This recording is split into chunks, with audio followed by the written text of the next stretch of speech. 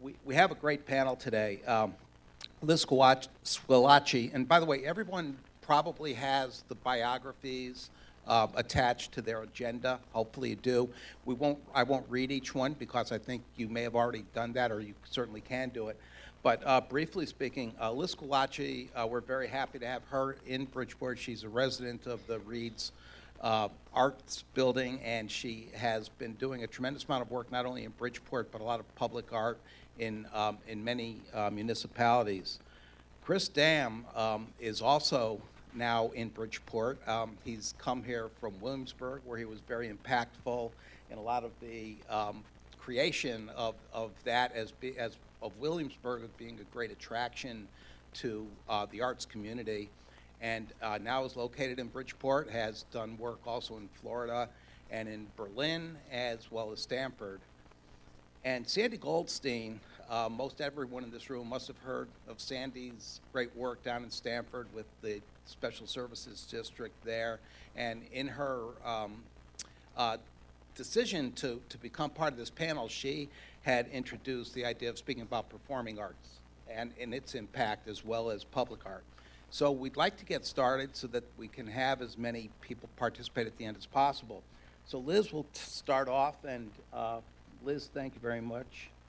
Thank you. It's nice to be here and tell you all about my path with public art. I started creating public art in 2005 in Stanford, and place is very important when figuring out what idea to work with when painting these traffic signal control boxes. So this box was located between a Boys and Girls Club and an elementary school. So I decided to paint it as a giant box of crayons. And when I'm working on these, it really is like a public critique. I'm out there painting, people drive by, they roll down the window, they're like, good job, nice work. They walk by, they thank me for what I'm doing. So there really is that exchange with the public, and I definitely get an encouraging critique from the public. This is another one in Stanford. It's by Burlington Coat Factory, and it's a shopping area. It's very bustling. I had all these people walking around to work. And then sometimes these electrical boxes have additions added onto them. So once that happened, the DSSD in Stanford called me and had me paint the addition. So I painted the biker. This one is also in Stanford. It's near a Bank of America. And there's also another box on the other side of the bank. And that one I painted to look like a faux ATM machine. This one I thought would be cool to make it look like a vault, and it was fun to paint the shiny metal and the gold bars. When I got to Bridgeport, I actually showed my portfolio to Phil Kuchma, and he encouraged me to bring the project to Bridgeport as well. So I brought it to the DSSD there, and they loved it. So I started painting them there. And the ones in Bridgeport I wanted to look really fresh and clean and cool. So I did this TV test pattern.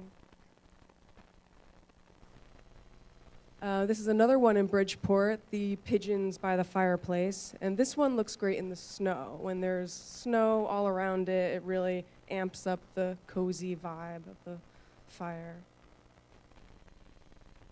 Another box in Bridgeport by Firestone Tires.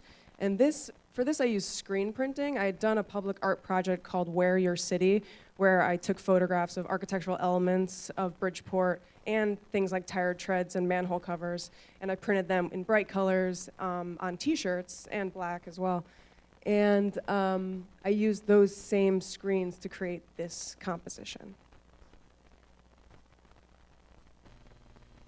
I did a mural in the Bridgeport train station, and this was a project by the City of Bridgeport in collaboration with the BACC, the DSSD, and the Cultural Alliance of Fairfield County.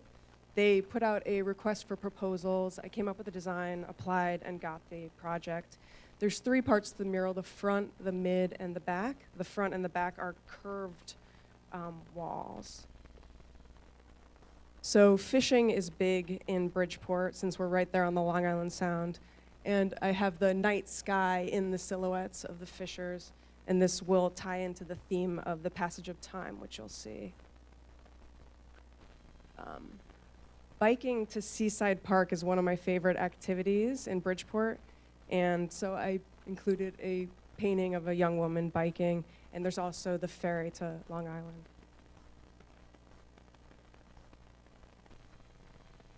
This is the center of the pedestrian tunnel, and daily commuters go back and forth morning and night. So I really want to show the different times and the passage of time. So there's day and night, and also the passage through a day, and also the passage through the seasons. This is from the other angle, and you can clearly see the night sky contrasting with the other angle. This is 2012. So the theme is the tessellating arrows, which are directional markers to and fro with pedestrians walking. And this part of the mural is summer. So you can see a kite surfer. There's lots of kite surfers at the beaches of Seaside Park and the lighthouse. This is autumn with monarch butterflies and leaves falling. Winter. Spring, and I really wanted to highlight the community gardens because there's a lot of them in Bridgeport.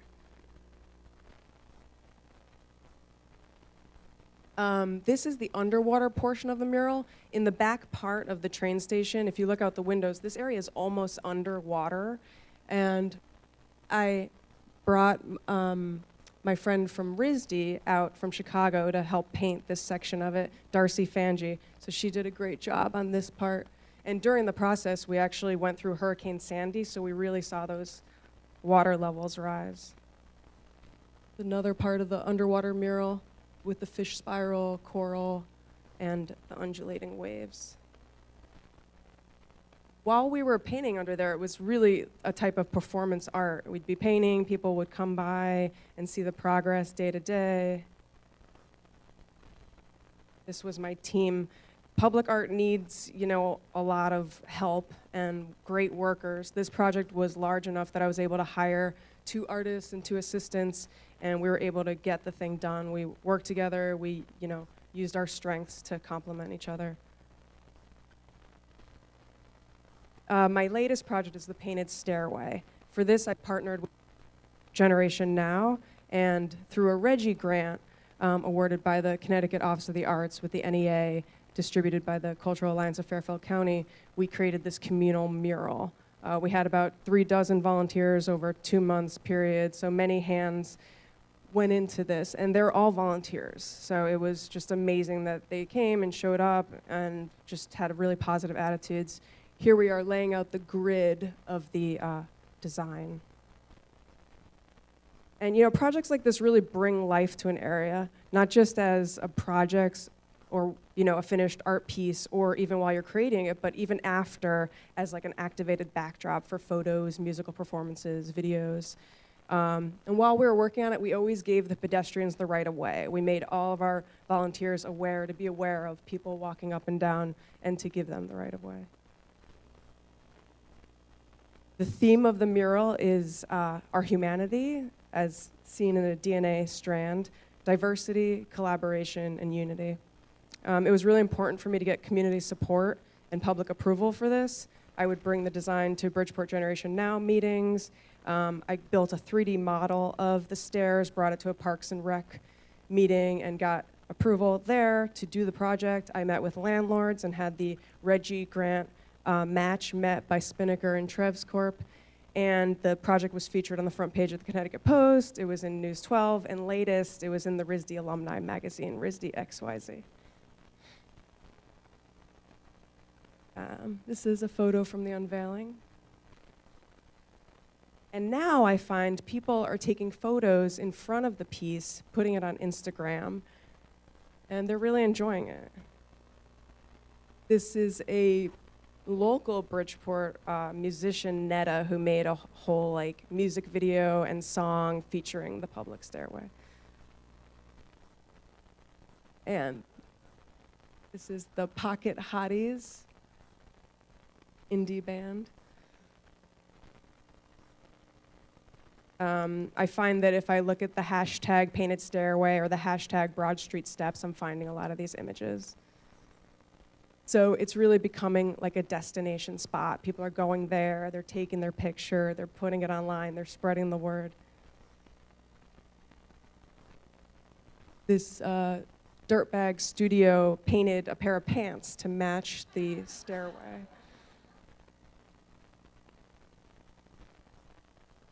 I find people are making art out of art. This is a picture I found, and what a beautiful display this is. This is amazing that people are making art out of the art. So the art breeds art, the public art. And one of the goals going to this project was create a sense of pride in the place of Bridgeport. And when I see these photos, I do feel that that has been achieved. There's a sense of pride and a celebration of place.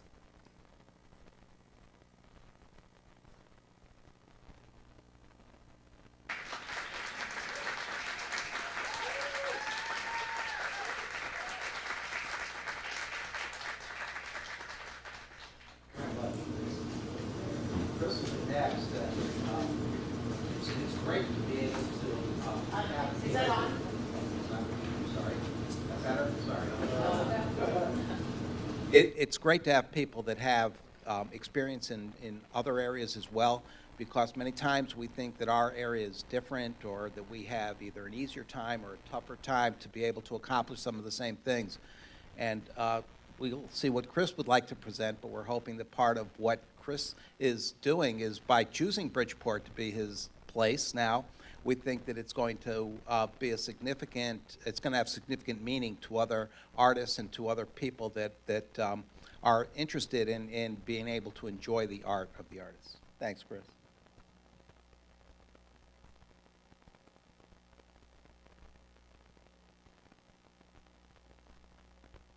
Yeah, it's a pleasure for me to be here. As Philip said before, I was born in Alaska, and I ended up coming to Connecticut to finish my high school here. And after finishing high school, I moved to Brooklyn, where I started a gallery in 1998.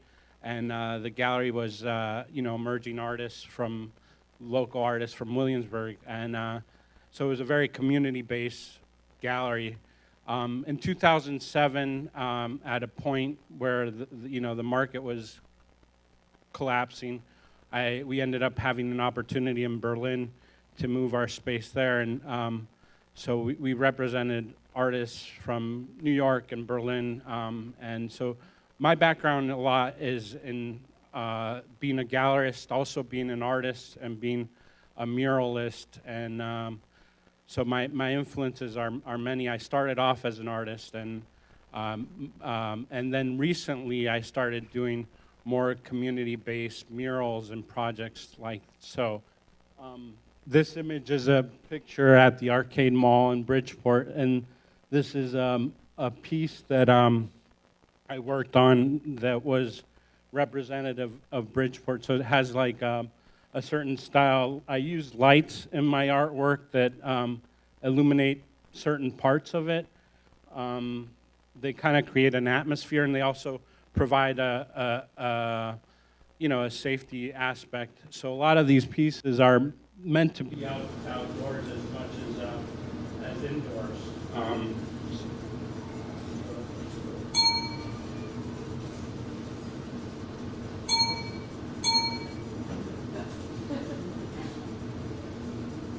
Okay, so this is another piece that is also could be an outdoor piece. What I do is I use outdoor paint, acrylic outdoor paint, and marquee lighting, the kind of lighting that you'd use in say a sign or something of that sort. So my influences are mostly abstract and in nature. This is called Ursa, which is inspired by Ursa Major, which is a star pattern design that is kind of also inspired by certain artists that did a lot of celestial pieces, including Picasso, Calder, and other artists. So it's kind of taken from that aspect. So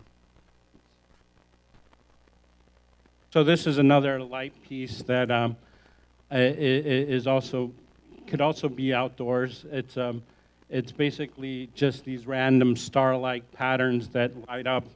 And so this is kind of a new movement for me. I moved to Connecticut. I have a family, so I moved here, and I just was preoccupied with a lot of my time I spent just trying to get by and make things happen for my family. So I recently, due to Liz, who is a friend, rented the studio in Bridgeport where I'm working now permanently. And so these are some of the newer pieces that I've been creating. Let's see. Oh, these are, so this is, in 2008, we moved our main business to Berlin, where I had a few commissions coming from there. This is a painting that I did in the entrance of the Bithennial, which is it's an art hub in Berlin. Some of these pieces, I know that I'm painting them, and I know they're not going to have much permanence, which is just kind of one of the beauties of doing art and for the public is that it's only going to last a certain amount of time. This is not a piece that I meant to really reflect a permanence. It's just I had the opportunity, the landlord commissioned me to paint it before they did a development, and it was up for maybe 6 or 7 months in front of the Bithennial. That's another shot of it. So yeah, I just used vibrant colors, emotional imagery and abstraction in a lot of these pieces just to create a certain mood or environment. This is a piece I did at a space that I founded with my partner. It's in Berlin.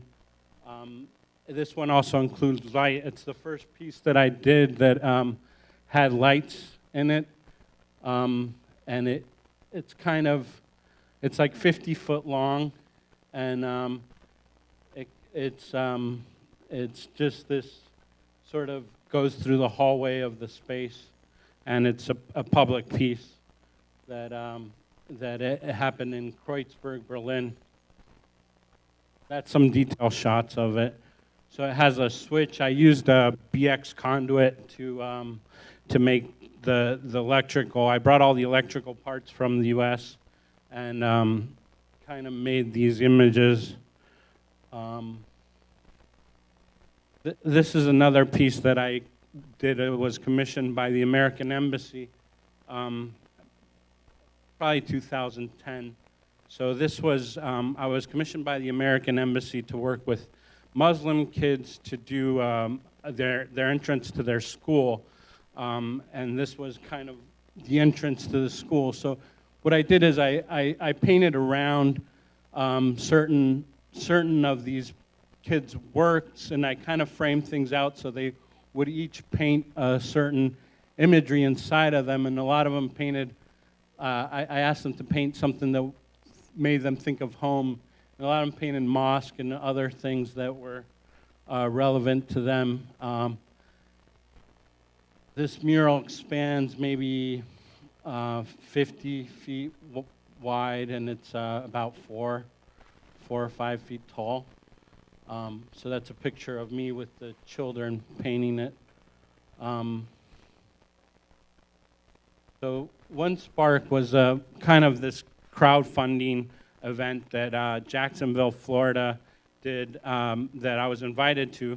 And basically the same sort of project I did here in Berlin as I did in Berlin as I did in Jacksonville. So I gathered a group of 5 children from the local school, and we painted a mural downtown on Laura Street.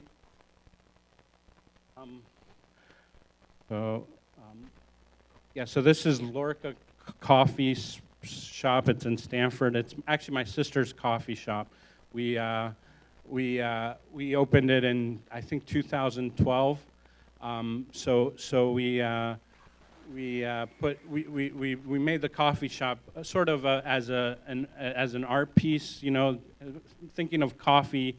I mean, my sister is very involved in her coffee and very, so it was kind of her art of making coffee and my art of creating the space. I also used another local artist to do the benches and other things. So we designed it together. So, and this is one of the great things that I feel that the local art can do to the community is it gathers people and it makes an environment where people can come to. I felt that has been one of the goals in my life is, I'm as an artist and as a creator, my art is for the purpose of the good of the community. So a lot of the pieces that I do and a lot of the things that I create are, a lot of times it's just have no relevance if nobody sees them. So public art is great in that way, that you're creating something and people are living within the environment. And so a lot of these pieces are sort of, a reflection of that. I try to create pieces that are basically, they're abstract, but they references different things that might look like objects that you might recognize. But I try not to necessarily make realistic portraits or things like that where it's very obvious. So, the piece can have a separate interpretation of what the piece might be. And this piece, as Liz was saying too, is also something that I feel that it's been very, it's very good for millennials. Okay, so this is, there's another shot of it. So we're, so that's about it. I guess I find it very, very important to have art in downtown communities and to create environments that are unique.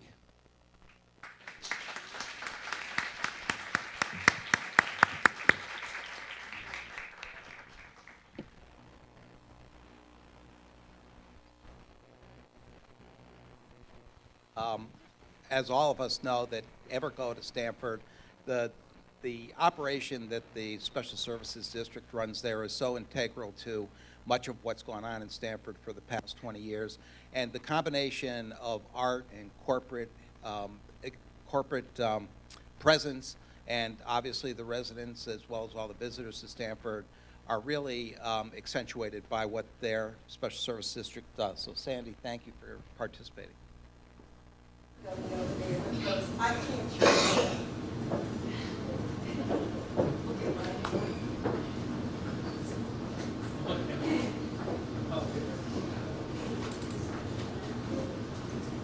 So hi, everyone.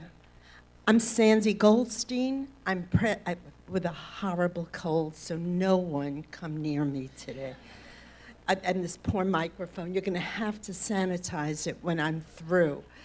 But I am so thrilled to be here. I want to thank the Cultural Alliance for putting on this very informative program. And before I begin, Liz, Chris, you both blow me away. The DSSD in Stanford is all about public art, and Liz, I consider you one of our artists. And if you ever get to come to Stanford and see her phenomenal signal boxes, they really will blow you away.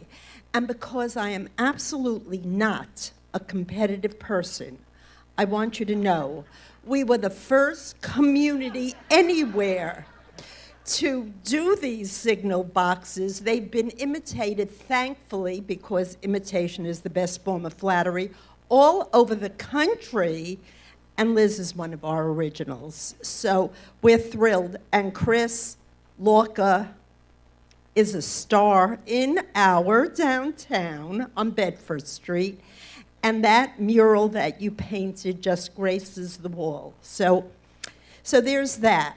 And before I give my presentation, because the two people in the audience who are very integral to this presentation, Liz Colatrella, who is the DSSD VP of Events and Marketing.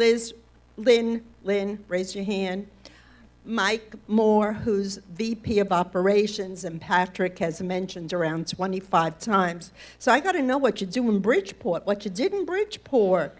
I'm impressed. So our, how we believe art shapes the community. We are, as Patrick said, every community needs a manager, a managing agent. The DSSD in Stamford is the downtown's management company, so to speak. We take care of clean, green, safe, and events and retail recruitment. So that's what we do. But what we really do is create a sense of place in our downtown. And one of the ways we do this is through events. So I want to take, by the way, we have events that are art events, and they are many, and we love them. But I want to present to you, just because I'm always a little off track, I want to present to you our performing arts event, which is one of our most dynamic people conveyor into the downtown and economic generator. Sandy, I'm sorry to interrupt, but you've only got 4 minutes left. David's keeping us on a very tight You're going to schedule. have to get me off of this stage one my time. Okay. I'm going to talk Got a couple of fast. guys out here that'll do that. Okay. So, Alive at 5. You first have to, there. Alive at 5. It's a performing arts concert with national headliners. Headliners from the OAR, Boys to Men, Hootie and the Blowfish. We have them all. And it's award-winning, and our growth, the concert growth, has gone from 500 people attending in year one to 5,000 to 10,000 people coming to each concert every Thursday night for 6 weeks during the summer. So what is Alive at 5? Concert series, but it is a public space enhancer, an economic generator, I want you to remember that, and a brand creator. So that is the park in which we hold Alive at 5. It's a lovely little park, looks like nothing during the day. That is the park at night when we're there. Columbus Park becomes an outdoor piazza. We block off every street in the downtown environment. All the restaurants bring their cafes out into the street. Thousands of people dine and then listen to the fabulous music. Our audience for Alive at 5 is the millennial audience. They're from 25 to 35 years old, but I'll tell you something. There are a lot of them, and they love this concert, and this area becomes a space for everyone. In addition, this public space event that we have allows us to engage the entire community, and Patrick, you spoke about that. Around that table is the police chief, the fire chief, the head of operations for the city. That pretty blonde on the right is Lynn, who leads these meetings and creates what is a true public event. So now let's talk about economic generation. Because while Patrick said money means nothing, money means a lot to the restaurants, to the people who work in the restaurants, and to the total downtown economy. With an average weekly attendance of between 5,000 and 9,000 patrons, Our Witten, we hired a professional company to survey, and we've done this many, many years in a row. This survey is from 2016. The average attendee spends $75 that night. It only costs $15 to get into the venue. All the rest they spend on, guess what?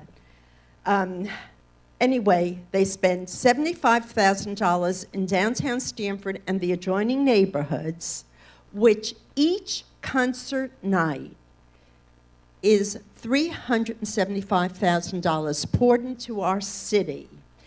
And the trickle-down effect is $4,270,000. And when we say trickle-down, the people who are hired, the food that is purchased, it's amazing. And it makes us feel very good because one of the goals of the DSSD is to make sure that our events become economic generators as well as creating the fabulous sense of place. In addition, we've created a brand. I shouldn't ask this question, but I will. Because if you don't know the answer, you're not allowed to ask a question. How many of you have heard of Alive at 5? Love you, I love you. Okay.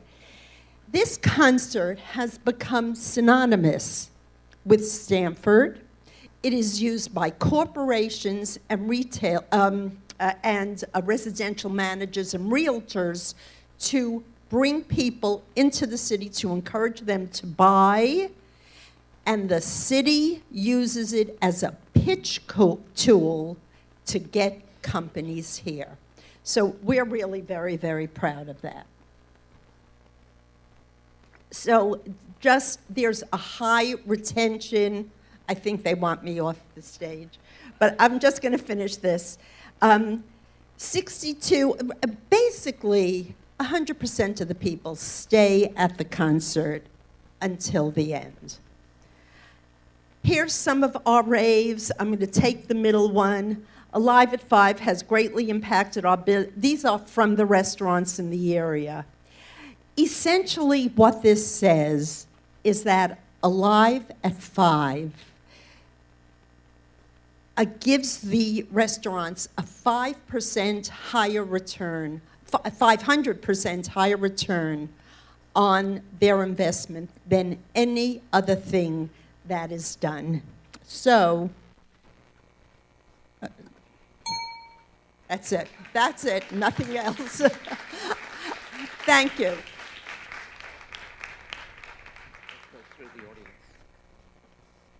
Now we'd love to have some people interact, so who's ready to start it off?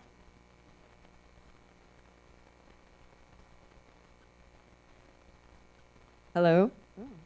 So I noticed there are a good number of artists in attendance here. For the two artists that have spoken, how do you find and source commissions to do these public artworks?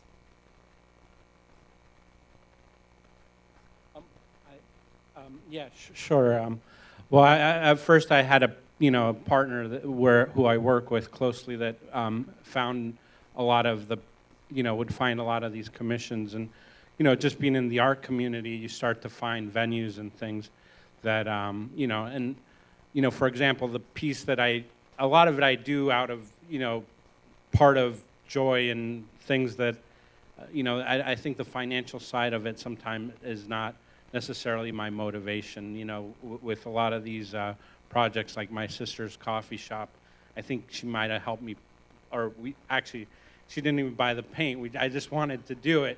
So it was just the idea. A lot of times it's just your motivation is what makes some things happen. Sometimes it does help when you do get some funding, like with the piece in Berlin I did with the American Embassy, which is through contacts that I met through my gallery. I think a lot of it is staying aware and listening to people's ideas, and then just letting ideas incubate in your head, and then figuring, and like one thing is to apply for grants. Say you have a project idea, then you can turn it into a reality. A lot of stuff is word of mouth from doing the boxes and the work in Stamford. I got a lot of work from that. From doing events like this, who knows what can come. So everything you do leads to something else. Thank you.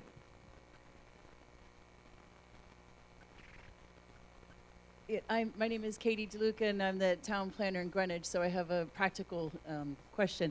And excuse me if this is an ignorant question, but I'm just curious how long the art itself lasts, like from a maintenance standpoint, and whether that's in the art that you've both done, the street art, so to speak, like the stairs is a good example. Like, how long does that actually last, and is it in your contract to keep it up, or how does that part of it work? Thank you. Yeah. A lot of the art has lasted a while. For instance, the boxes, which are outside, I started in 2005, and some of those ones that were done in 2005 are still visible and up. So that's 13 years. The boxes hold up very well, and I think the longer they're out there, the better they are for the city as like a arts and cultural history. I mean, they become a part of the history. And then for the stairs, I used, I started with a primer, used a really high quality acrylic, and used a finishing varnish on it. So those things are gonna last. We're in the first winter, and they're, getting some snow on them and some salt. But the rain, goes through all the conditions, and there were a lot of questions about maintenance, and so there is a maintenance team, and they will be like swept and water sprayed with a power washer. So yeah, that is definitely a concern. But hopefully we'll see. Yeah, I think it's interesting, the idea of having art that lasts on the street and having art that doesn't last. So there's two qualities on that, and sometimes you want to make something that's permanent and have it last 10, 15 years or 20 years, however long it's possible. Other times, I think part of making street art is the fact that it's up for, say, a couple weeks and then something else happens. I think that there's a beauty to that side where it's just like a moment in time where that piece actually happens and then it goes away. I think there's also something nice to be said about that, but yeah, it just depends on what the project would be, Hi, my name is Sam Gordon with Innovate Stamford. I have a question for Chris. So many people know Lorca as probably one of the best coffee places in Connecticut. You go there, you'll love it. The atmosphere is amazing. I live downtown Stamford. I go there all the time. I had no idea that Layla's brother was actually the person that did the art. I think this is an amazing story. So I'm curious, what are the other ways we can think about taking these amazing stories about connecting art and the place and really taking that to elevate it to a whole new level? Well, I think... That's the 2 o'clock presentation. Oh, okay. All right. I think that's an interesting question, but I think that, I think environment is so important to anything that you're doing. So I think that anything that is created out of passion and out of an environment that is supposed to be somewhat moving, which is something that I think with my sister, something that we tried to do, and I think it reacted very well, and I'm glad people feel that way about that environment. And I think it's just a process of getting the right people on the team to do the right sort of project, and I guess to feel there has to be a passion for what you're doing, and if that passion shows through coffee and shows through art and shows through other things, I think that's the main project. To also, I'm working with, Liz also is working with the Danger Gallery in Stamford, where we're trying to do events and projects that are similar to that, and we've had a very great response. Yeah, that's... So, hi, Tom Nisley from New Canaan.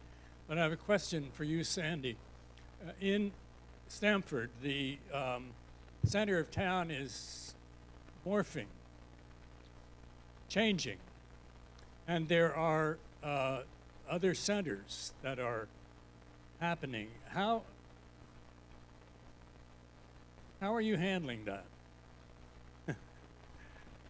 For instance, Harbor Plaza is becoming a center, and there are other centers, and Stamford goes all the way up, of course, to our border, to New Canaan, and the theater at Sterling Farms is its own center. Could you speak to that? Thank you. That's a great question, and I'll tell you that there's still only one dynamic downtown. There are other centers, and we work with all of them. One of our goals is to really have good interaction with our adjoining neighborhoods, and it becomes a major goal for the people who work for the DSSD. We don't want to ignore them. We have the lion's share of entertainment and art and performing arts and housing, et cetera, et cetera. But we want their residents to come to the downtown, and we want our millennial residents and baby boomers to go to them. And we do work together, and we make a very special effort to do that. It's the best I could tell you in terms of that. Good morning. My name is Angelica Durrell. I'm a millennial and a cultural entrepreneur from Stanford. I guess this question is for Sandy and also the artist here. How does your planning involve the city's demographics and diverse populations? And how are we purposely engaging artists of color or targeting less affluent communities, seeing that most of these presentations have been targeting millennials, but not necessarily intergenerational audiences? It's a great question as well. We try to work hard on it. First, I would say that for our events, we have various groups get together and talk about how to make events better. We make sure that in our outdoor art show, which they shut me up about, and I couldn't tell you how terrific our art show is, but we make sure that we have artists of color and diverse artists who participate. We make sure that our artists at Alive at 5 and Wednesday night run the spectrum of cultural groups. We're very sensitive to it. We work hard in effecting that balance. We don't always succeed, but we really try.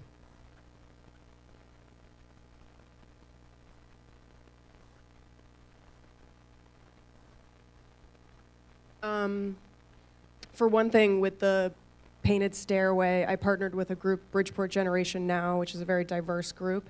And so a lot of the volunteers on that project, it was just a very diverse group. And, I often work with women and, try to keep it, culturally across the board diverse.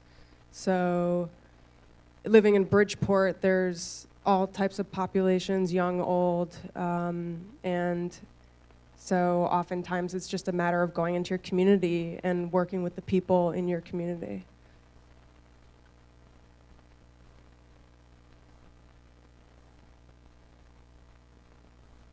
Working with people in the community is important. I mean, when I did the project in Berlin, we had Muslim kids do the paintings.